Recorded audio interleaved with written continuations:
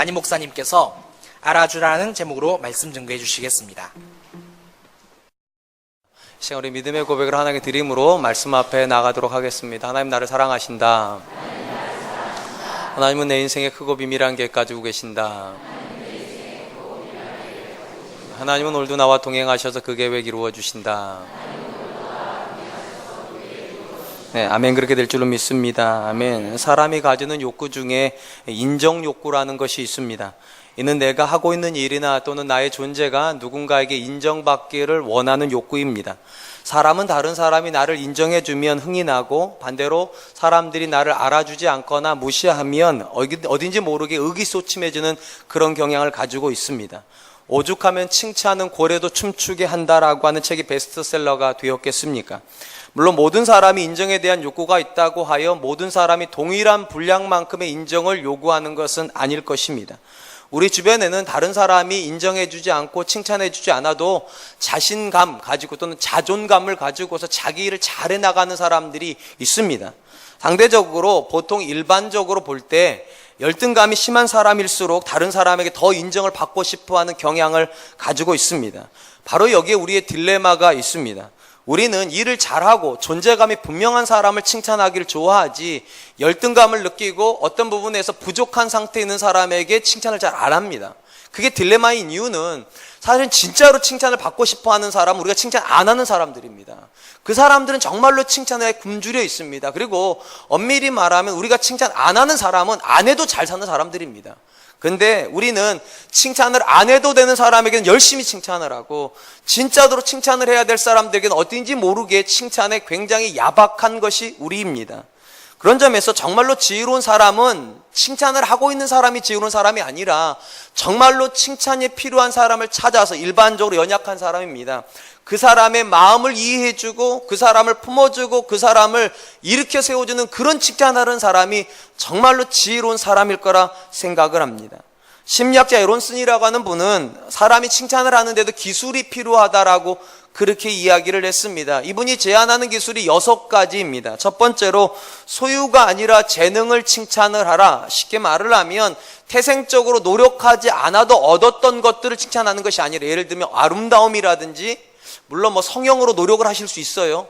근데 그런 거 말고 그 사람이 가지고 있는 유머 감각이나 또는 탁월한 센스, 이런 것들을 칭찬해주면 그 사람 그거를 굉장히 좋게 생각한다는 거예요. 그거는 노력의 산물이니까. 두 번째로 결과보다 과정을 칭찬을 해라. 그러니까 자녀들이 어떤 공부를 성과를 내면 커버라고 너도 할 수 있지 않냐고 이렇게 칭찬하는 것이 아니라, 네가 이걸 하려고 얼마나 고생인지 엄마가 안다고, 고생했다, 수고했다, 그러면 칭찬을 받는다는 겁니다. 세 번째로 작은 일에서부터 칭찬을 하라. 자녀가 성적표를 가지고 온 순간 칭찬하는 것이 아니라, 자녀가 결심을 하고 방을 치울 때, 야 진짜 훌륭하게 열심히 했다, 공부 아직 하지도 않았는데 방 치우는 것 하나만 보고도 칭찬을 해주면 자녀가 격려를 받는다는 겁니다. 아주 사소해 보이지만 사람의 마음에서부터 시작되는 그 동기를 읽어주고 칭찬을 해주면 굉장한 격려를 받는다. 네 번째로 공개적으로 칭찬을 해라. 사람들이 다 같이 있을 때 누구를 지목하면서 참 잘하셨다고, 참 훌륭하다고 이러면 그 사람 격려받습니다. 근데 그거보다 더 탁월한 격려가 있는 것은 그 사람이 없는 자리에서 그 사람을 칭찬하는 겁니다. 그럼 이게 메아리 효과가 나가지고, 야 그때 담임 목사님 너 없는데 칭찬하라 이러면 이게 메아리처럼 울려가지고, 야 내가 진짜 대단한 사람인가 보다고, 내가 없는데도 그 자리에서 칭찬한다고. 왜냐하면 일반적으로 우리는 그 사람이 없으면 쉽지요. 그게 우린데, 내가 없는 자리에서 나를 칭찬할 정도면 내가 정말로 귀하다는 거잖아요. 그래서 정말로 칭찬하고 싶으면 그 사람이 없는 자리에서 칭찬을 하라는 겁니다. 예를 들면 남편이 아내를 칭찬하려면 아내가 있는 자리에서 칭찬하는 것이 아니라, 아내가 없는 자리에서 딸들한테, 아들한테 니네 엄마 같은 사람 없다고, 아빠가 이 세상에 받은 가장 큰 복 중에 하나는 니네 엄마 만난 거라고. 그럼 엄마가 오면 애들이 이렇게 말할까? 엄마 그렇게 대단한 사람이었어? 아빠가 칭찬하더라? 내 눈에는 그렇게 안 보이는데. 그럼 굉장한 효과가 있다는 겁니다. 그러니까 공개적으로도 칭찬을 해라. 다섯 번째, 공감함으로 칭찬을 해라. 그냥 잘했다, 훌륭하다 이렇게 칭찬하는 것이 아니라 이렇게 말하는 거죠. 네가 내 자식인 게 너무 좋다고, 그러니까 너 때문에 내가 너무 기쁘다고, 공감을 하는 거. 네가 잘한 게 나랑 뭔 상관이야? 이게 아니라 네가 잘한 것 자체가 나한테 얼마나 큰 기쁨이 있는지, 집사님이 행복하는 것이 얼마나 나한테 기쁨이 되는지, 집사님이 환하게 웃는 걸 보니까 교회가 다 환해지신 것 같아요. 여러분, 이건 난리 나는 거죠. 그러니까 여러분들이 저한테 가끔 그런다는 거죠. 목사님께서 환하게 웃으시니까 온 세상이 환한 것 같아요. 아멘.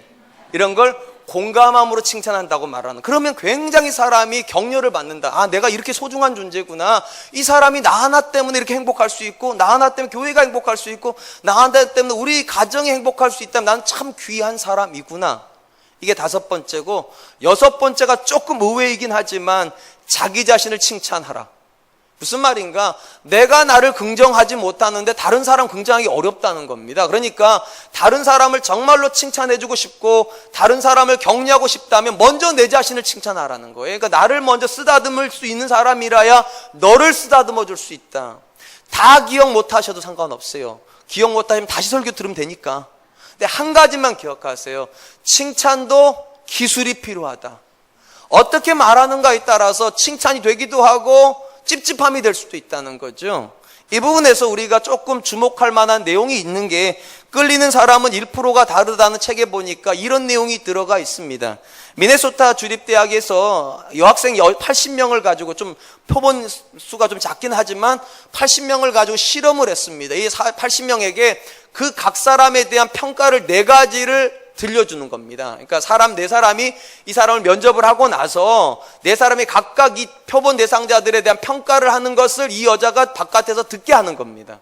첫 번째 표본에 있는 사람은 이렇게 말을 하면 무조건 칭찬하는 겁니다. 참 사람이 호감이 있고 말도 잘하고 설득력이 있다, 이렇게 칭찬하는 거라면, 두 번째 사람은 정반대로 하는 겁니다. 굉장히 불쾌하고 태도가 불손하고 논리적이지 못하고, 그리고 세 번째 사람은 이걸 섞는 겁니다. 첫 번째는 나쁘게 먼저 이야기를 하고 끝에 좋게 이야기를 합니다.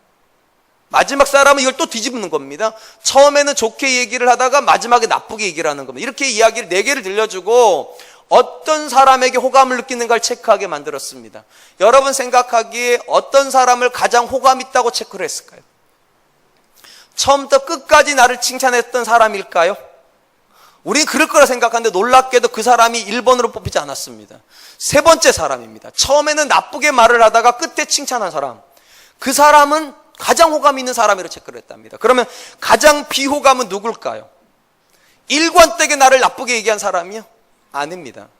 처음에는 좋게 얘기해서 귀를 쫑긋하게 들었는데 마지막에 헛방인 사람, 나쁘게 얘기한 사람을 가장 비호감으로 체크를 했습니다. 무슨 말씀 드리려고 하냐면, 사람이라고 하는 존재는 나에 대해서 어떤 말을 하는가도 중요하지만 어떤 순서로 이야기하는가가 굉장히 중요하다는 겁니다. 똑같은 내용도 앞뒤를 바꿔놓으면 칭찬이 되기도 하고, 똑같은 내용 앞뒤를 바꿔놓으면 비난이 되기도 한다는 겁니다. 조금 가까이 피부로 와닿는 이야기를 하면, 우리가 자녀를 키우면 성적표라는 걸 봤죠. 근데 지난번보다 자녀가 성적표를 가져왔는데 보니까 전체적으로 다 괜찮아요. 근데 수학이 지난번보다 별로 차이가 없어요. 그러면 지혜로운 엄마는 어떻게 얘기하는가? 이렇게 말한다는, 먼저 수학은 많이 안 올랐네, 근데 전체적으로 굉장히 잘했다, 수고했다, 이렇게 얘기한다는 겁니다. 그럼 미련한 엄마는 어떻게 이야기하는가? 똑같은 이야기인데 잘했다, 수학은 조금 안 올랐네, 수고했다. 그러면 뒤끝이 영 안 좋다는 거예요. 이게 잘했다는 거야, 못했다는 거야, 이게. 그래서 사람은 마지막 잔상을 기억하기 때문에 마지막 말을 기억한다는 거죠. 못했다, 수학은 안 올랐다. 그러니까 똑같은 말이거든요. 하나도 안 바꾼 건데 순서를 어디다 갖다 놨느냐에 따라서 사람이 느끼는 감정이 완전히 달라집니다. 다 기억 못 하시더라도 일단 끝인상이 중요하다. 실컷 여러분 자녀 욕하더라도 마지막에는 그래도 나는 너랑 옆집 애랑 안 바꿔, 이러면 앞에 거 다 잊어버린다는 거예요. 아, 우리 엄마가 날 그렇게 사랑하는구나, 정말로 나를 귀하게 여기는구나, 그렇게 해요.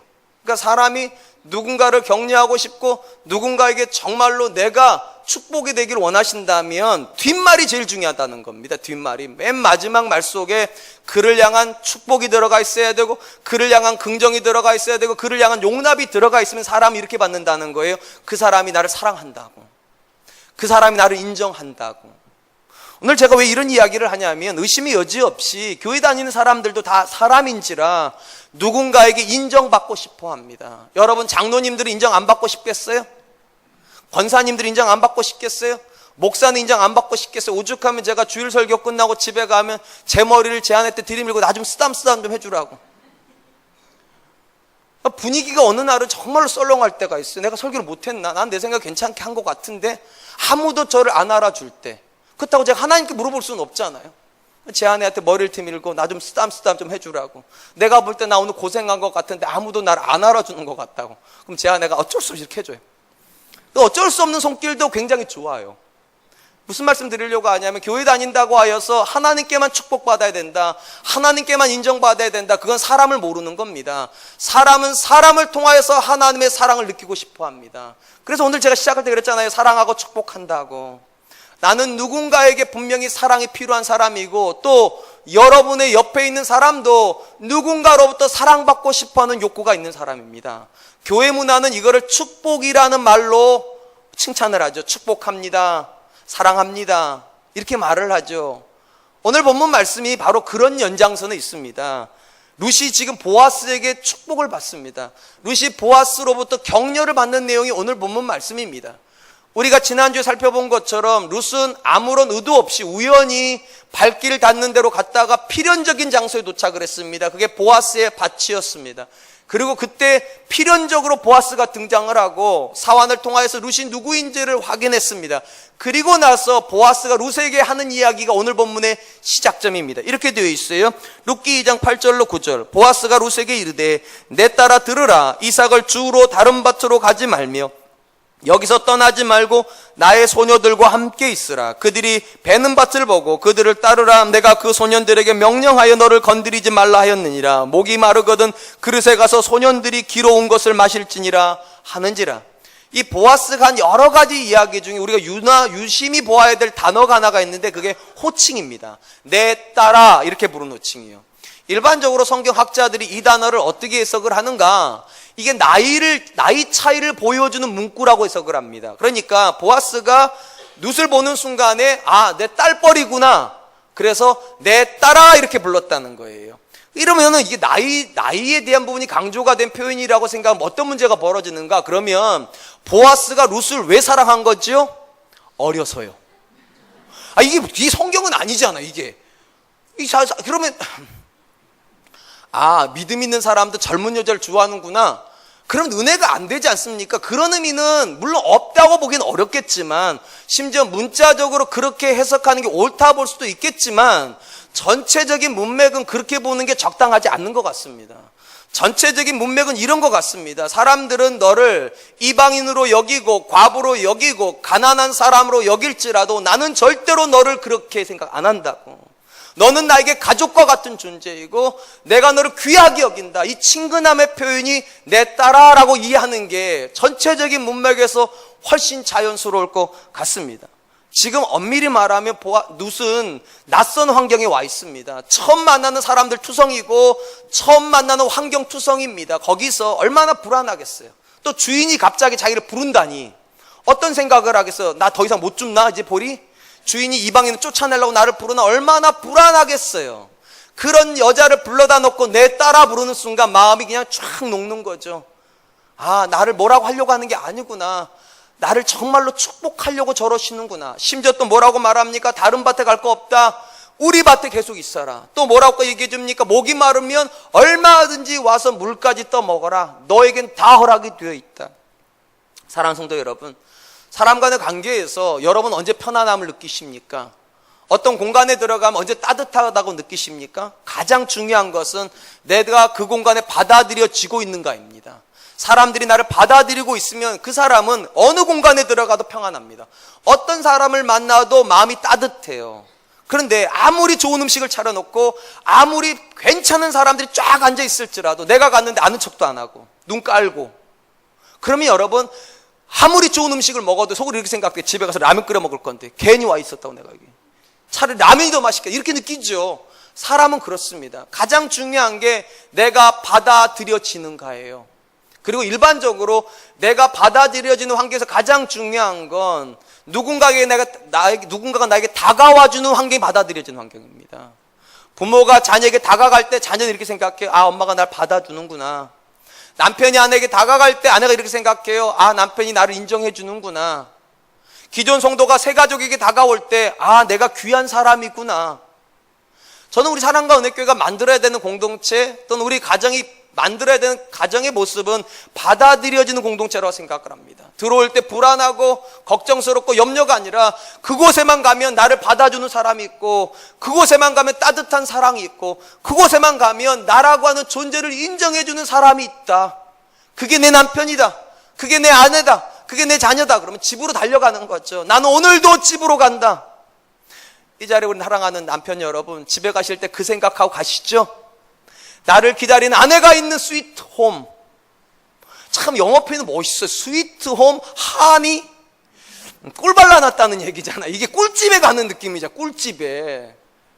사랑하는 성도 여러분, 지금 보아스가 만들어주려고 하는 공간이 그런 공간입니다. 루세계예요. 불안해할 거 없다고, 떨 거 없다고, 두려워할 거 없다고, 너가 나에게는 딸과 같다고, 내 가족이라고, 절대로 염려하지 말라고. 사실 루세 입장에서 이런 보아스의 선대가 예상 가능했던 것이었습니까? 아니죠. 전혀 예상하지 못했던 것일 것입니다. 왜냐하면 우리가 2장 초반부에서 보았던 것처럼 룻이 밭으로 나갈 때 뭐라고 그러면서 나갔습니까? 누구에게 은혜를 입으면, 쉽게 말하면 불안함이 있었다는 거죠. 자기가 이방인이란 사실을 아는데 저들이 과연 나를 밭에서 죽게 해줄라나? 혹시라도 내가 밭에 죽다가 내가 이방인이라는 사람이 들통나면 나 쫓겨나는 거 아닌가? 그런 두려움이 있었는데 막상 가서 만났던 보아스라고 하는 사람은 자기 이질감을 없애준다는 거예요. 이방인이라는 게 아무런 문제가 되지 않는다 호칭을 써줘. 내 딸아라고 불러주고, 그리고 심지어 자기의 두려움을 알아요. 내일은 어느 밭으로 가야 되는지 걱정하고 있는데 그 마음까지 헤아리면서 내일도 우리 밭으로 오라고. 또한 개인적인 필요도 알아요. 눈치 보이잖아요. 밭에서 곡식 줍는 것도 눈치 보이는데 물 달라고 어떻게 말을 해요. 근데 그 말까지도 다 헤아리고서 언제든지 가서 물을 먹으라고. 내가 내 남종들에게 이미 얘기해 놨다고. 너 절대로 건드리지 말라고 그랬으니까 마치 네 집인 것처럼, 마치 너희 아버지 집에 와 있는 것처럼 그렇게 일하라고. 감동이죠. 감동이에요. 이런 당황스러울 만큼의 황송한 대접을 받으니까 룻이 뭐라고 얘기하라는, 이렇게 말합니다. 10절에 룻이 엎드려 얼굴을 땅에 대고 절하며 그에게 이르되 나는 이방 여인이거늘 당신이 어찌하여 내게 은혜를 베푸시며 나를 돌보시나이까 하니. 여러분, 유대 문화에서 절을 한다는 것은 신분의 차이를 보여주기도 하지만 가장 중요한 건 감격입니다. 가장 중요한 건 감사입니다. 어떻게 이런 상황에서 이렇게 나한테 말해줄 수 있는가? 지극한 존경을 표현하는 거죠. 그리고 지극한 감사를 표현하고 그 앞에 절을 하면서 룻이 뭐라고 말합니까? 나는 이방 여인이거늘. 자기가 여기 나올 때 이런 기대 일절 안 했다는 거예요. 이런 대접 받을까 아예 생각 안 했다는 거, 각오를 단단하게 하고 갔다는 거예요. 멸시를 하더라도 무시를 하더라도 집에서 시어머니가 기다리니까, 내가 그 무시를 이겨내야지만 밥을 먹을 수 있으니까 그렇게 결심을 하고 왔는데, 멸시받을 줄 알았던 자리에서 환대를 받고 천대를 받을 것 같은 사람들에게서 칭찬을 들으니까 감당을 못하는 거죠. 그러니까 엎드려서 말을 한다니까요. 나 같은 이방 여인이 도대체 뭐라고 나를 이렇게 칭찬하십니까?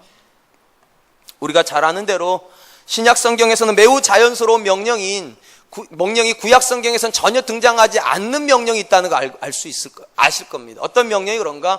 선교와 전도의 명령이 그렇습니다. 신약의 성도들에게는 교회의 본질이 선교라는 거, 전도라는 거 다 아시죠? 땅끝까지 이르러 내 증인이 되라. 이게 교회의 가장 중요한 명령이니까. 근데 놀라운 것은 신약에는 그렇게 강조되는 명령이 구약 성경에는 안 나온다는 겁니다. 전도의 명령이 안 나와요. 선교의 명령이 안 나와요. 이래서 이스라엘 사람들 어떻게 생각을 했는가? 자기들이 선민이라고, 자기들만 선택을 받았기 때문에 다른 민족에게 전도하라고 안 했다, 이렇게 생각을 했어요. 정말 그랬을까? 사실은 그렇지 않습니다. 보다 정확히 말하면 이스라엘 공동체 자체가 선교 공동체이기 때문에 선교의 명령을 안 했다는 게 맞습니다. 여러분 잘 아시다시피 하나님께서 이스라엘 애굽에서 끄집어내실 때 그들에게 뭐라고 말씀하셨습니까? 너희는 제사장 나라가 될 것이니라. 출애굽기 19장 6절 기억나시잖아요. 그때 제가 뭐라고 말씀드렸습니까? 제사장 나라의 본질이 뭐라고요? 하나님과 이방을 연결하는 나라요. 다리를 놔주는 나라. 그러니까 이스라엘 자체가 이미 선교 공동체로 부름을 받았고 그 출발점에 서 있었던 아브라함에게 하나님 뭐라고 말씀하셨어요? 너는 복이 될지니라. 모든 민족이 너로 말미암아 복을 받을 거라고 그랬어요. 쉽게 말하면 이스라엘은 태생적으로 선교 공동체입니다. 그러니까 따로 말 안 해도 되는 거지요. 그리고 하나님께서 이스라엘을 선교 공동체로 만드셨다는 걸 가장 잘 보여주는 게 가나안 땅이라고 하는 정체성입니다. 여러분, 가나안 땅이 지형적으로 어떤 땅인가? 굉장히 복잡한 땅입니다. 서쪽으로는 블레셋과 인접해 있습니다. 남쪽으로는 에돔과 애굽과 인접해 있고 동쪽으로는 모압과 암몬과 지근거리에 있습니다. 북쪽으로는 두로와 시돈, 조금 멀리하면 아수르 땅과도 인접해 있습니다. 쉽게 말하면 모든 나라가 바라보는 정중앙에다 갖다 꽂아놓은 겁니다. 왜 이렇게 하셨을까요? 보라고요. 이스라엘 민족이 어떻게 살고 있는 그 이방인 너희가 보라고. 힘이 없는 저들이 어떻게 강국을 이기는지 보라고. 연약한 저들이 어떻게 부유해지는지 보라고. 그리고 누구 만나라고요? 하나님 만나라고요. 선교의 명령이 하나도 없지만 이스라엘 공동체 자체가 선교 공동체입니다. 그리고 이 선교 공동체에게 하나님께 주셨던 가장 선교적인 명령이 무엇인가? 그게 환대의 명령입니다. 나그네를 멸시하지 말라는 거죠. 이 나그네가 누굽니까? 이방 땅에서 온 객입니다. 쉽게 말하면 이방인들이 이스라엘 땅에 와가지고 배고픔을 겪지 않고 서러움을 겪지 않을 때 그들이 느끼는 게 있다는 거예요. 이스라엘은 다르구나. 이스라엘의 하나님은 다르구나. 그러니까 따로 선교의 명령이 필요가 없는 거죠. 이스라엘 땅만 오면 가난한 자도 굶지 않고 이방인들도 배고프지 않으니까요. 추수할 때 어느 밭으로 가든지 4개 규탱이는 남겨져 있으니까요. 과일밭에 어디를 가든지 손이 안 닿는 곳에 과일은 남아 있으니까 따 먹으라고요. 구약의 환대 명령과 신약의 전도의 명령이 서로 맞물려 있는 명령이라는 걸 가장 잘 보여주는 공동체가 하나 있습니다. 그게 초대교회 공동체입니다. 여러분, 사도행전 2장을 기억하실 거예요. 교회가 출범하는 이야기죠. 성령이 임합니다. 그리고 어떻게 됩니까? 방언을 합니다. 베드로가 설교를 합니다. 그 다음 이야기가 뭡니까? 교회가 자기의 것을 가져다가 서로 나눠 먹는다는 얘기입니다. 쉽게 말을 하면 성도들끼리 나눠 먹었다는 얘기가 아니에요. 이방 땅에서 그곳에 왔던 이들에게 나눠주기 시작했다는 겁니다. 환대를 하기 시작했다는 거죠. 그러면서 교회가 어떻게 됩니까? 성장을 하기 시작합니다. 왜냐하면 유대인들이 칭찬하기 시작해요. 저렇게 사는 거지. 하나님의 말씀대로 산다는 건 저렇게 사는 거지. 쉽게 말하면 환대의 명령이 전도의 명령을 촉발시킨 겁니다. 환대하는 모습을 보고서 믿지 않았던 이방인들조차도 또 유대교에 있던 사람들조차도 감동을 받아요. 아, 교회는 저런 곳이구나. 하나님은 저렇게 믿어야 하는 것이지. 지금 룻이 받고 있는 격려가 바로 그런 것입니다. 전혀 기대하지 않았던 공간인데 그곳에서 하나님의 사람을 만납니다. 그리고 그 하나님의 사람이 전혀 기대하지 않은 응대를 합니다. 딸이라고 불러줍니다. 마음을 헤아려 줍니다. 미래가 두려운 그녀를 향하여 내일도 오라고, 절대로 다른 밭 갈 필요 없다고, 심지어 배고픔에 떨고 있고 목마름에 힘들어하고 있는 그 개인적인 피로도 다 채워줍니다. 우리는 종종 사도 바울을 비롯한 초대교회 사도들이 전도 일에 맹목적인 열정을 가졌을 거라고 생각을 합니다. 물론 사도들에게 가장 중요한 명령은 전도의 명령이었습니다. 그런데 그 사도들과 제자들이 전도만큼이나 중요하게 여긴 것이 있다는 것이 성경에 기록이 되어 있습니다. 이렇게 되어 있죠. 갈라디아서 2장 9절로 10절, 또 기둥같이 여기는 야고보와 게바와 요한도 내게 주신 은혜를 알므로 나와 바나바에게 친교의 약수를 하였으니 우리는 이방인에게로 그들은 할례자에게로 가게 하려 함이라. 다만 우리에게 가난한 자를 기억하도록 부탁하였으니 이것은 나도 본래부터 힘써 행하였노라. 유대인의 전도를 맡았다고 생각이 되었던 베드로와 예루살렘의 지도자들과 이방인의 전도를 맡았다고 생각됐던 바울의 일행이 서로 이야기를 하면서 뭐라고 이야기를 하는가? 베드로가 전도를 하는데 반드시 가난한 자를 기억하는 일을 해달라고. 그때 바울이 뭐라고 말하는가? 우리도 그 일에 애초부터 힘을 썼다고. 쉽게 말을 하면 하나님께서 왜 구약에서 환대의 명령을 주시고 신약에서 선교의 명령을 주셨는가? 이 두 가지가 붙어있는 명령이기 때문입니다. 우리가 세상 사람들에게 어떤 사람인가, 얼마나 너그러운 사람인가, 얼마나 인격적인 사람인가를 확인한 다음에 그들에게 복음을 주어야 그들이 복음을 받아들인다는 겁니다. 그러니까 구약과 신약은 다른 기록이 아니에요. 구약의 바탕을 두고서 신약이 출발하는 것이죠. 환대의 명령을 기초로 하여서 어떤 명령이 주어진 것인가? 전도와 선교의 명령이 주어진 것입니다. 사랑하는 성도 여러분, 여전히 이 시대에도 교회에게 가장 중요한 명령은 전도의 명령이고 선교의 명령입니다. 근데 여러분, 누구나 다 아는 것이 있습니다. 전도가 어렵습니다. 선교가 어렵습니다. 왜 어려운 것 같습니까? 간단합니다. 구약을 버렸기 때문입니다. 구약적 배경이 먼저 가야 되거든요. 마음을 얻어야 돼요. 내 자녀의 마음을 얻고 그에게 복음을 줘야 그 마음에 복음이 들어가는데, 마음은 얻지 않고 복음만 주려고 하니까 내 남편에게 내가 믿지 않는 여자랑 다른 여자라는 게 보여지기 이전까지는 그 남편은 여러분의 복음에 관심이 없습니다. 여러분의 아내에게 믿는 남편이 다른 사람이라는 게 확인되기 이전까지는 여러분이 주려고 하는 복음이 여러분 아내에겐 아무런 의미가 없습니다. 환대가 먼저 들어가는 이유가 거기 있어요. 마음을 얻어야 돼요. 여러분의 자녀들이 교회를 떠났다고 안타까워만 하지 마시고 그 자녀의 마음을 얻으십시오. 여러분의 남편이 왜 이렇게 믿음이 안 크는가, 왜 이렇게 신앙이 없는가 한탄만 하지 마시고, 내가 과연 내 남편에게 정말 탁월한 아내인가, 내 아내가 나한테 감동하는가, 오늘 본문의 룻처럼 그냥 보아스 앞에 넙죽 엎드려가지고 당신 같은 사람 없다고 이 정도는 하는가 내가, 그런데도 복음이 안 들어가는가 생각해 보아야 됩니다.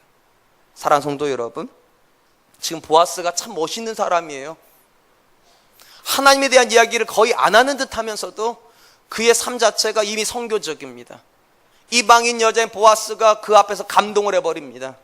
엎드려 버립니다. 그리고 고백을 해요. 나 같은 비천한 여인에게 이렇게 해준다고. 그러므로 사랑하는 성도 여러분, 이번 주간에 마음을 좀 얻어보시지 않겠습니까? 여러분의 자녀의 마음을 좀 얻으세요. 여러분의 남편의 마음을 얻으시고, 여러분 직장 종료의 마음을 좀 얻으시고, 여러분의 부하의 직원들의 마음을 좀 얻어보시지 않겠습니까? 그리고 나서 그들에게 교회에 대한 이야기를 한번 해보세요. 그래도 그들이 그렇게 열을 낼까요? 그들이 그렇게 여러분을 향하여서 목사에 대해서 그렇게 입에 담지 못할 요구를 할까요? 저는 그렇게 생각하지 않습니다. 마음을 얻지 못하기 때문에 사람들이 지극히 객관적이 되는 겁니다. 마음을 얻으면 주관적이 돼요. 주관적이 되면 표현이 부드러워집니다. 그럴 수 있었으면 좋겠습니다. 그러다 보아스는 도대체 어떤 마음이 있었길래 이렇게 룻을 향한 극진한 환대를 하는 것일까? 거기 11절로 12절 이렇게 되어 있습니다. 보아스가 그에게 대답하여 이르되 내 남편이 죽은 후로 내가 시어머니에게 행한 모든 것과 내 부모와 고국을 떠나기 전에 알지 못하던 백성에게로 온 일이 내게 분명히 알려졌느니라. 여호와께서 내가 행한 일에 보답하시기를 원하며 이스라엘 하나님 여호와께서 그의 날개 아래에 보호를 받으러 온 내게 온전한 상 주시기를 원하노라 하는지라. 보아스가 지금 아무 근거도 없이 룻에게 잘해준다 그렇게 말하지 않습니다. 분명한 근거가 있어요. 세 가지 근거가 나옵니다. 첫 번째, 네가 너의 시어머니에게 어떻게 했는지 내가 이미 알고 있기 때문에. 쉽게 말하면 네가 너희 어머니에게 환대를 베풀었다는 거예요. 당시 젊은 과부들의 초미의 관심은 재혼이었습니다. 그래야 미래에 대한 불안을 해결할 수 있으니까. 근데 놀랍게도 이 룻은 시어머니의 미래를 걱정하면서 자기 인생을 버려버렸다는 거예요. 그거보다 큰 환대가 어딨냐는 거예요. 네가 베풀어준 그 환대를 내가 알고 있다는 거예요. 그러니까 내가 너한테 환대하는 거 당연하다는 거다. 두 번째로 이 보아스가 뭐라고 말을 하는가? 네가 이전에 알지도 못한 땅으로 왔다는 거예요. 무슨 말인가? 너는 네 인생만 버린 것이 아니라 네 모든 배경까지 다 버렸다는 거예요. 그 환대를 하기 위해서 내가 그것조차도 안다는 거예요. 너의 희생이 얼마나 컸는지. 가장 중요한 거, 이 모든 결정을 하고 있는 너의 마음의 태도가 무엇인지도 내가 알다는 거. 믿음이라고. 하나님의 날개 아래 보호를 받으려고 왔다고. 네가 믿음을 알아주는 거죠. 오늘 설교 제목이 뭐였습니까? 알아주라고요. 아무도 알아주지 않았던 겁니다. 룻의 이 마음을 아무도 헤아려 주지 않았는데 지금 낯선 환경에서 뜻하지 않은 사람에게서 지금 뭐를 확인하고 있는가? 자기의 희생을 확인하고 있습니다. 자기의 결심을 확인하고 있습니다. 무엇보다도 룻이 가지고 있는 마음 저 깊은 뿌리 속에 있는 믿음까지 끄집어내면서 너의 믿음이 크다고. 그래서 내가 너를 환대하는 거라고. 우리가 본문에서 분명히 알 수 있는 몇 가지 사실이 있습니다. 첫 번째, 보아스는 룻을 그 자리에서 처음 만났지만 아무것도 모르고 있지 않습니다. 상당히 많은 지식을 알고 있습니다. 더더군다나 지금 보아스는 아무도 격려하지 않았던, 아무도 알아주지 않았던 룻의 희생, 헌신, 룻의 믿음까지 다 헤아리고 있고 자기가 그것에 대한 격려가 되고 싶어하는 것입니다. 하나님이 나를 통해서 너를 좀 인정해 주길 원한다고. 하나님 나를 통해서 너를 격려해 주고 싶어 한다고. 지금 여러분 이 상황을 한번 생각해 보세요. 처음에는 사환이랑 대화를 하다가 분명히 사환이 룻을 데리고 갔을 거예요. 모든 사람들 앞에 룻은 서 있었을 겁니다. 사환들도 있을 것이고 이삭을 줍던 사람들 다 모였을 거고 지금 보아스가 도대체 룻에게 뭐라고 말하려나 귀를 쫑긋하게 세웠고 상식적으로는 너 나가 이랬을 거라 생각했을 텐데 갑자기 뭐라고 말하는가?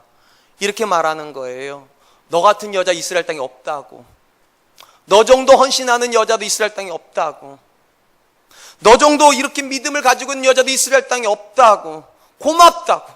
네가 우리 땅에 와줘서 고맙고 네가 우리 밭에 와줘서 너무 고맙다고. 나는 너 같은 사람을 만나고 싶었던 것이고 너 같은 믿음의 사람을 보고 싶었던 거라고. 우리 밭을 떠나지 말라고. 내일도 오라고. 먹고 싶은 거 있으면 마음껏 먹으라고. 하고 싶은 거 있으면 얼마든지 하라고.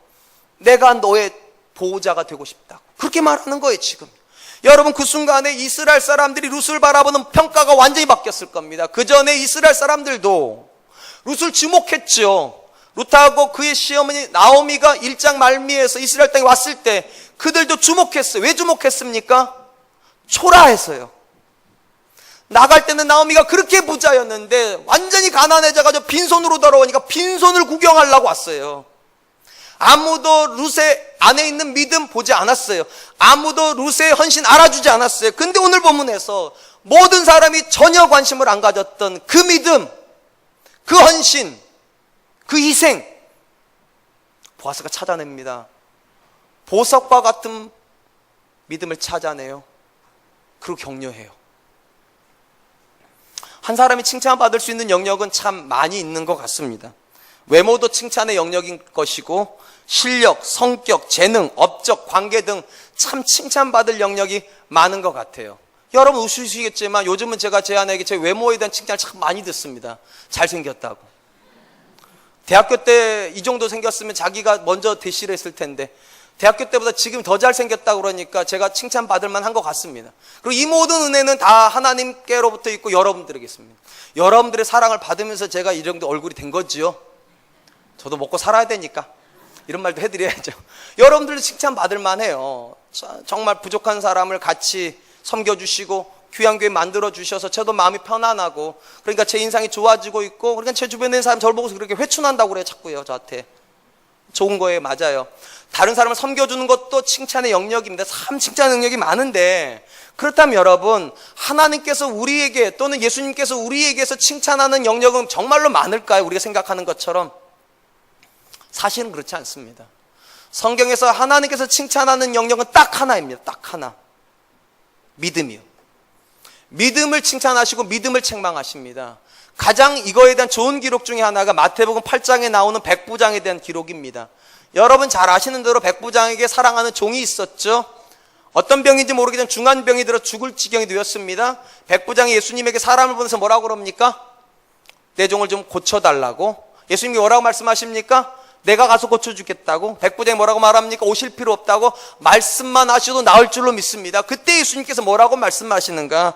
마태복음 8장 10절 예수께서 들으시고 놀랍게 여겨 따르는 자들에게 이르시되 내가 진실로 너희에게 이르노니 이스라엘 중 아무에게도 이만한 믿음을 보지 못하였노라. 예수님께 뭐라고 말씀하시는가? 백부장이 예수님 믿는다고 대단하다가 아니에요. 로마 사람인데 예수님 믿는다 대단하다 그게 아니에요. 이만한 믿음을 가지고 있다니 대단하다고. 믿음에 놀라시고 제자들에게 뭐라고 말씀하십니까? 이토록 믿음이 없느냐? 믿음을 책망하시죠. 성경에서 우리가 하나님께서 누가 부자라고 놀라시는 거 본 적 있어요? 성공했다고 하나님께서 막 흥분하시는 거 보신 적 있습니까? 사람들에게 인기가 있다고 예수님께서 좋아하시고 막 막 흥분하시는 그런 거 보신 적 있어요? 없어요.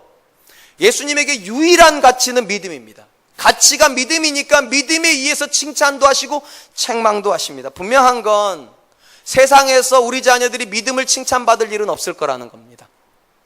혹시 학교 선생님들이 여러분들에게 이렇게 말하는 거 들어보셨어요? 되게 아드님 참 믿음이 좋더라고요. 너무 훌륭합니다. 그런 거 들어보셨어요? 거의 없어요. 학교 선생님 뭐라고 말합니까? 참 수학을 잘해요. 참 영어 잘해요. 참 교우관계 좋아요. 참 애가 긍정적이요. 이런 거 칭찬합니다. 절대 믿음 칭찬 안 합니다. 그럼 문제는 이겁니다. 그럼 교회에서는 믿음을 칭찬하는가? 언제부턴가 교회에서조차도 믿음을 칭찬 안 합니다. 교회에서 뭐 칭찬하는가? 얼마나 성공했는가? 얼마나 높은 자리에 있는가? 얼마나 부자인가? 얼마나 유명한가? 여러분 한번 생각해 보세요. 집사님들끼리 이런 대화를 나누세요. 이게 실제로 있었던 대화예요. 누구에 대한 이야기를 해요? 근데 그 집사님 못 알아들어요. 그러니까 이분이 이런 아니 있잖아 그 하얀색 벤츠 타고 다니시는 분. 아 그분 아주 간단해요. 벤츠가 눈에 띄니까 벤츠 타면 눈에 탁 들어오는 거. 아 벤츠 타는 분. 여러분 대화가 이렇게 돼야 되는 거 아니에요? 막 설명하는데 잘 몰라요. 그럼 이렇게 말해. 아니 있잖아 금요철야 때 맨 앞줄에서 열심히 주여 손 들고 기도하는 분. 아 그분 모르겠는데. 여러분 무엇이 우리의 가치입니까? 그 사람이 무슨 백 들고 다니는 거? 아 그잖아 그 삼보제부터 샤넬 백 들고 다니시는 분, 루비똥 들고 다니시는 분. 그게 우리의 가치입니까? 어느 집에 살고 어느 직장을 다니며 어느 대학을 다니는 자녀를 키우고 있는 뭐 그런 게 우리의 평가입니까? 그런 평가는 여러분 우리 교회가 아니더라도 세상에서 다 해주는 겁니다. 그거 세상에서 다 인정받는 겁니다. 근데 그것까지 가지고 와서 교회에서 또 인정받아야 되겠습니까? 진짜 중요한 건 세상에서 전혀 인정을 안 해주는 그것이 교회에서 인정을 받아야 그게 진짜 아닐까요? 그리고 예수님께서 또 하나님께서 우리에게 보여주신 가장 중요한 건 그거 아니었습니까? 오직 믿음이요. 오직 의인은 믿음으로 말미암아 살리라. 이 말은 성도를 살리기도 하고 죽이기도 하는 가장 중요한 가치가 믿음이라는 거 아니겠습니까? 오늘 본문에서 룻이 가지고 있는 가장 감격이 무엇입니까? 그 당시 사람들은 아무도 바라보지도 않고 아무 관심도 갖지 않았던 룻의 믿음을 봐준다니까요. 룻이 왜 이스라엘 땅에 왔습니까? 어머니의 하나님이 내 하나님 된다는 그 믿음을 가지고 왔는데 이스라엘 땅에 왔는데 그들은 뭐만 보는가? 가난한 것만 봐요. 뭐만 보는가? 이방 여자라는 것만 봐요. 뭐만 보는가? 과부라는 것만 봐요. 낙심되죠. 그러니까 밭을 나가면서 뭘 걱정하는 겁니까? 누구에게 은혜를 받을 수 있을라나? 내가 이방인인데, 내가 가난한데, 과부인데 과연 누가 나를 받아줄까? 오늘 본문을 보세요. 관점이 완전히 달라요. 보아스가 바라보고 있는 룻은 그들이 바라보고 있는 관점의 여자가 아닙니다. 이스라엘 땅에서도 만나볼 수 없는 대단한 희생을 하고 있는 존재이고 이스라엘 땅에 어떤 젊은가보다 그렇게 하지 않은 대단한 헌신을 하고 있는 사람이고 어떤 사람도 그 정도 고백하지 못하는 믿음을 가지고 있는 여자입니다. 그냥 감동이 있죠. 감동이 있어요. 그러니까 룻이 어떻게 합니까? 이렇게 하죠. 13절에 룻이 이르되 내 주여 내가 당신께 은혜 입기를 원하나이다. 나는 당신의 하녀 중에 하나와도 같지 못하오나 당신이 이 하녀를 위로하시고 중요한 말이 나옵니다. 마음을 기쁘게 하는 말씀을 하셨나이다 아니라 이스라엘 땅에 와가지고 가장 듣고 싶었던 이야기 아니었을까 그게요? 네가 하나님께 믿음이 있다고, 네가 하나님을 사랑하는 사람이라고, 하나님께서 너를 보호해 주실 거라고. 사실은 룻이요 이런 기대를 하고 오지 않았을까 싶어요. 어머니랑 같이 올 때 우리가 비록 빈손으로 갈지라도, 우리가 비록 처량한 과부 두 여자가 갈지라도 하나님의 땅이니까 이스라엘 사람들이 그들의 빈손을 보고 있는 것이 아니라 그들의 믿음을 보고 나오미 잘했다고, 아무것도 없는데도 하나님께 돌아오길 정말로 잘했다고, 루다 너 정말 잘했다, 네가 이방인이지만 너의 믿음이 너무 귀하다, 걱정하지 말아라, 우리 집에서 먹여줄게, 우리가 입혀줄게, 우리가 너 시집 보내줄게, 그러길 기대하지 않았을까요? 이스라엘 땅인데 이방 땅도 아니고. 근데 막상 와보니까 이스라엘 땅이나 이방 땅이나 다 똑같아요. 과부라고 천시하고 가난하다고 멸시하고 알아봐 주지도 않아요.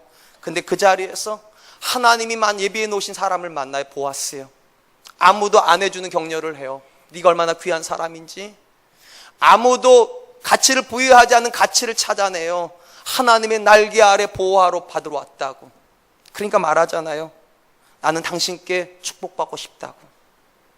하나님께서 나를 위해서 당신을 예비하신 게 틀림이 없다고. 고맙다고. 너무 고맙다고. 사랑하는 성도 여러분, 여러분의 배우지 않은 여러분 때문에 이런 감동을 느낍니까? 하나님 너무 고맙습니다. 나 같은 사람에게 어떻게 이렇게 좋은 사람을 예비해 놓으셨습니까? 하나님 너무 감사합니다.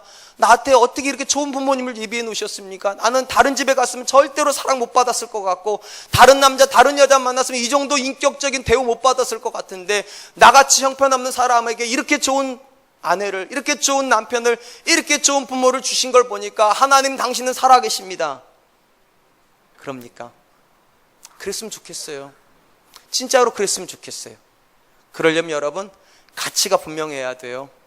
하나님께서 여러분 자녀 안에, 하나님께서 여러분 배우자 안에, 하나님께서 여러분의 삶의 한계에 숨겨놓은 가치를 찾아내시고, 그걸 가지고 격려를 해야 그가 세상에서 만나지 못하는 그 격려를 듣고 감동을 하는 겁니다.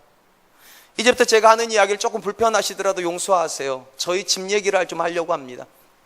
저희 큰아이가 올해 고3입니다. 지난 목요일 날 6월 모의고사라고 하는 것을 보았습니다. 여러분이 아시다시피 6월 모의고사라고 하는 것은 재수생들이 처음으로 들어와서 치는 시험이랍니다. 다 전국이 재수생. 그러다 보니까 저희 아이가 굉장히 많이 불안해했습니다. 성적이 떨어진다고 선생님이 하도 협박을 해놔가지고 시험 치기 2주 전부터 애가 거의 발광을 하기 시작했습니다. 분노를 쏟아놓기 시작하더라고요. 심지어 저주를 해요. 재수생들은 폭삭 망했으면 좋겠다고 다. 그래서 지 엄마 때 화내고 지 아빠 때 화내고 너무 화를 많이 내니까 제 아내가 저한테 이렇게 말했어요. 다른 집 애들만 신방하지 말고 당신 집 아들도 좀 신방 좀 해주라고. 그래서 제가 지난주 토요일 날 부득이하게 신방을 했습니다. 우리 큰아이를요. 1시간 정도 얘기를 했을까요? 제가 우리 아이 때 얘기했어요. 뭐가 그렇게 불만이냐고. 근데 얘가 이렇게 말을 해요. 불안한 게 너무 싫다고 자기는. 11월 17일 날 어떤 성적이 나올지도 모르는데 아무것도 모르면서 내가 왜 열심히 해야 되는지 잘 모르겠다고. 불안하다고 아빠. 도대체 왜 하나님은 사탄을 만들어가지고 이렇게 날 이렇게 불안하게 만드네. 이제 사탄이 애꿎게 욕을 엄청나게 먹어요. 그날 사탄은 엄청 욕 먹었습니다. 그리고 사탄을 만든 하나님도 엄청 욕을 먹으셨어요. 제가 얘기 듣고 제가 그런 얘기를 해줬어요. 언제 아빠가 너한테 시험 잘 보라고 한 적이 있냐고. 내가 늘 했던 말, 하나님의 일하심을 보라고, 하나님을 즐거워하라고. 그것이 아빠가 늘 했던 말이고, 나는 이번에도 네가 이렇게 힘들어하는 걸 보니까 오히려 이거야말로 하나님 일하심을 볼 기회고, 하나님 나를 위해서 어떻게 하시는지를 즐거워해야 될 거라고 생각이 되는데 어떻게 생각하냐고. 1시간 이 얘기를 끝나고 나니까 얼굴이 싹 풀렸어요. 그리고 공부를 그렇게 안 하던 애가 갑자기 저녁에 밥을 차려달라고 그러고, 엄마 나 공부할게요. 공부를 해요. 그 다음날 도서관을, 독서실을 가요. 그리고 2주간 공부를 하고 시험을 쳤어요. 시험 친 날 아침에 제가 또 우리 아이를 차를 태우고 오면서, 저희 아이가 이 밑에 있는 학교를 다니거든요. 데려다 주면서 제가 그랬어요. 아빠가 너한테 좋은 성적 원하지 않는다. 하나님을 경험해라. 하나님을 즐거워해라. 우리 아이가 네 알겠습니다 하고 가서 시험 쳤어요. 저녁 때가 됐는데 제가 집에 갔더니 제 아내가 저한테 이래요. 여보 좋겠다 당신 그래요. 그래서 뭐가 좋냐고 그랬더니 희준이가 이렇게 얘기하더라 그러면서 얘기를 해줘요. 애가 시험 치고자마자 이렇게 물어본다는 거예요. 엄마, 아빠는 정말로 성적에 관심이 없어 그러더래요. 그래서 제 아내가 이게 무슨 소린가 했더니만, 아빠는 한 번도 자기한테 성적에 대한 이야기를 안 한다는 거예요. 맨날 믿음에 대한 이야기를 하고 즐거워하라고 하나님을 기뻐하라는 얘기만 하는데 그게 진심인지 잘 모르겠다고. 혹시 뒤돌아서 딴 얘기 안 하냐고 아빠. 엄마랑 뭐 다른 얘기 안 하냐고. 그래서 제 아내가 이랬다는 거예요. 니네 아빠는 앞뒤가 똑같아. 그렇게 얘기를 했다는 거예요. 그랬더니 그제서 우리 아이가 이렇게 말하더라는 거예요. 엄마, 아빠는 진짜 같아. 자기는 한 번도 아빠하고 대화를 하면서 아빠가 성적에 대한 이야기를 한 적을 본 적이 없는데 혹시라도 엄마한테는 했을까 싶어 물어본 건데 한 번도 안 한 걸 보니까 아빠는 진짜 같아. 여러분, 이제 솔직한 얘기를 한번 해볼게요. 제가 성적에 관심 없을까요? 아니죠. 안 들켰을 뿐이죠. 제가 지금까지요. 우리 아이한테 안 들켰어요. 왜 안 들켰냐? 진짜가 드러나게 해주고 싶었어요. 믿음이 드러나고 싶어서 성적을 감추는 것이지 성적이 안 중요해서 제가 그 얘기를 안 하는 게 아니에요. 성적보다 믿음이 더 중요하다는 걸 아이한테 가르쳐 주려면 성적을 감춰야 돼, 철저하게요. 내가 거기에 아예 관심이 없는 것처럼 해줘야 그 아이가 그것만 보죠. 믿음만 보죠. 솔직히 말씀드리면 저 성적에 굉장히 관심 많습니다. 제가 우리 큰아이한테도 얘기했어요. 네 친구들의 아빠들이 사회에서 열심히 일을 해서 돈 벌어온 것도 굉장히 귀한 돈이라고, 그런데 네가 쓰는 돈은 그거보다 훨씬 귀한 돈이라고. 그 집사님들이 그렇게 열심히 벌어가지고 그걸 또 믿음으로 헌금을 해가지고 그걸 나한테 줬고 그걸 네가 쓰는 거라고. 쉽게 말하면 너는 하나님이 주시는 돈을 쓰는 사람이라고. 그러니까 다른 친구들보다 더 열심히 해야 되고 더 가치 있는 인생을 살아야 되고 더 의미 있는 성적을 받아와야 된다고. 이 말은 절대로 좋은 성적 받아오라는 말은 아니라고. 최선의 성적을 받아오라는 얘기고, 좋은 대학을 가라는 말이 아니고 최선의 대학을 가라고 말을 하는 거라고. 사랑하는 성도 여러분, 우리 자녀들이 우리에게서 들어야 될 이야기가 뭘까요? 우리 자녀들이 우리 부모에게서 보아야 될 인생의 가치는 무엇일까요? 룻은 가나안 땅에 와가지고 한 번도 믿음에 대한 이야기를 못 들었습니다. 한 번도 그녀가 생명처럼 고백하는 믿음의 격려를 받아본 적이 없습니다. 오늘 보아스를 만나기 이전까지. 보아스를 만나자 마음이 확 열려버립니다. 감동합니다. 엎드립니다. 그리고 당신에게 은혜 받기를 원한다고. 찔리지 않습니까? 우리 자녀들에게 내가 그런 존재가 되어주지 못한 것이, 내 배우자에게 내가 그런 존재가 되어주지 못한 것이, 마음을 얻지 못한 것이 미안하지 않습니까? 괜찮습니다. 6월달입니다. 실록이 우거지잖아요. 마음에 활짝 여시고, 나도 내 자녀를 받아줘야지, 나도 내 배우자를 받아줘야지, 나도 우리 공동체를 받아줘야지, 내가 그 마음을 먼저 얻어야지, 그리고 내 믿음을 그에게 심어줘야지. 그런 결심이 있는 한 주간 되셨으면 좋겠습니다. 이제 말씀을 맺겠습니다. 사람이라면 그가 신앙 안에 있던 신앙 바깥에 있던 다 격려받고 싶어 합니다. 격려받을 영역이 정말로 많습니다. 혹시 지난 주간에 누군가를 격려해 보셨습니까? 누군가를 칭찬해 보셨습니까? 잘하셨습니다. 근데 한 발짝만 더 나가 보죠. 무엇을 칭찬하셨습니까? 혹시 세상에서도 들을 법한 칭찬을 하셨습니까? 외모, 성공, 또는 성적, 또는 돈, 그 축복하셨습니까? 그게 잘못됐다는 말은 아니에요. 근데 그것이 정말로 그에게 감동을 줄까요? 사랑하는 성도 여러분, 저는 우리 자녀들이 들어야 될 축복은 거기 있다고 생각하지 않습니다. 믿음이라 생각합니다. 내게 들을 수 있는 유일한 말이 믿음이어야죠. 우리 교회에 와서 유일하게 들을 수 있는 가치 기준이 믿음이어야죠. 그래야 교회 다니는 이유가 생기는 거 아닙니까? 그래야지 하나님 믿어야 될 이유가 생기는 거 아니겠습니까? 저는 이 자리에 계신 모든 분들이 보아스와 같은 분들 되셨으면 좋겠어요. 아무도 알아주지 않는 믿음, 아무도 인정해주지 않는 믿음의 결단들, 헌신들을 알아주고 축복하고 격려하는 그런 분들로 이 땅을 사시는 분들 되시기를 주님의 이름으로 축원드리겠습니다. 이 시간 우리께 찬양할 텐데 축복송을 좀 하려고 합니다. 가사가 이래요. 하나님께서 당신을 통해 메마른 땅에 샘물 나게 하시기를, 가난한 영혼, 목마른 영혼 당신을 통해 주사랑 알기 원하네. 사랑하는 성도 여러분, 지난 한 주간 여러분 때문에 누군가가 하나님의 사랑을 경험했습니까? 지치고 힘들고 쓰러지다가도 여러분 때문에 의기를 초침했던 마음을 일으키고 다시 한번 해봐야 되겠다고, 하나님께서 나를 이처럼 사랑하시는데, 하나님께서 나를 위해서 이 사람을 이렇게 예배해 주셨는데 내가 다시 한번 해야지. 저는 오늘 본문이 이렇게 생각이 돼요. 이 보아스는 룻에게 오아시스 같은 사람입니다. 목말랐는데, 지쳤는데 자기를 쉬게 해주고 힘을 내게 만들어주는 사람, 하나님의 이름으로 이 찬양하면서 하나님, 나도 그렇게 쓰임받게 하여 주십시오. 나도 누군가에게 오아시스와 같은 사람 되게 하여 주십시오. 우리 같이 찬양하겠습니다.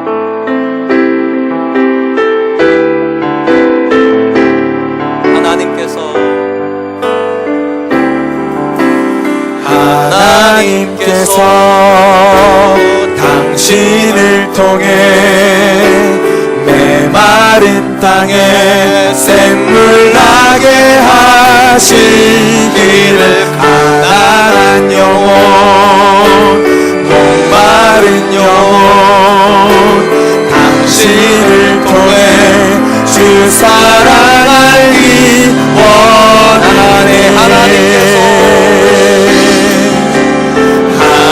하나님께서 당신을 통해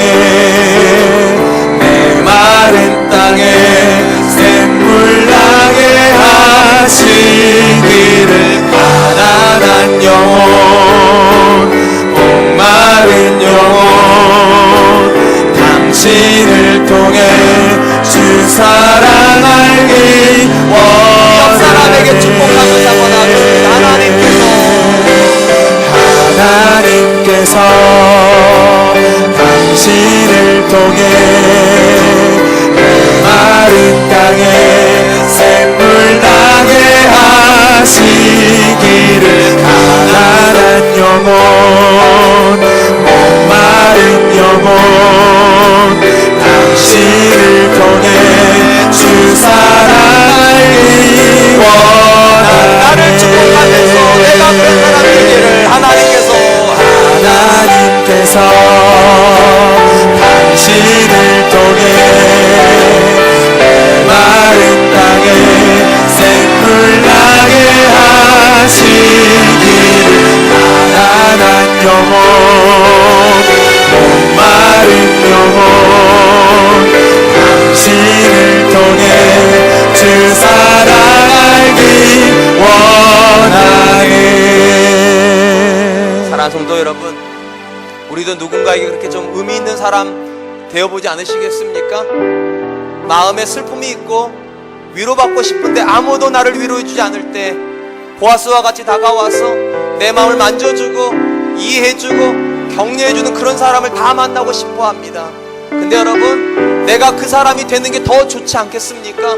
내게 보아스를 보내달라고 기도하기 전에 하나님, 내가 보아스가 되어서 내 자녀를 축복하고 내 남편을 축복하고 내 아내를 축복하고 우리 교회의 연약한 사람을 축복하게 하여 주시옵소서. 나는 누군가에게 상처를 주는 사람이 아니라 누군가의 상처를 보듬는 사람 되게 하여 주시옵소서. 내가 누군가에게 영적인 오아시스를 제공하는 그런 사람 되게 해달라. 우리 같이 한 번만 기도하겠습니다.